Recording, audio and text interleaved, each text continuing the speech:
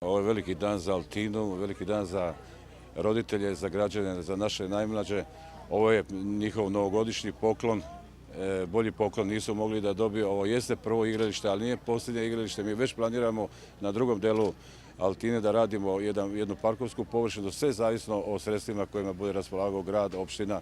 Ovo je jedna formula gde možemo da uradimo sve. Znači, građani, privrednici, opština, grad, gradsko zelenilo, možemo doći do cilja da ulepšamo i život građana, a naročito onih najmlađih koje svi spominjemo, a moramo da im uradimo. Ovo je jedno najmodernije igralište i nadam se da će naši sugrađani uživati u njemu. Mi očekujemo usvajanje regulacionog plana Altina 2 koji je završen. Nadamo se da će nekoj od Narodne skupštine grada biti usvojen regulacioni plan Altine koja se prostire i još 3 km sa mjesta gdje se nalazimo.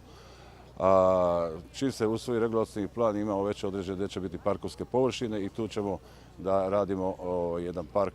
Nadam se da ćemo ovom formulom i ovim načinom kako smo radili i ovo doći do tog cilja na zadovoljstvo svih naših građana, ne samo na području Altine, nego Zemuna i Beograda, kako kaže i kako reče pomoćnik gradonačelnika Borko.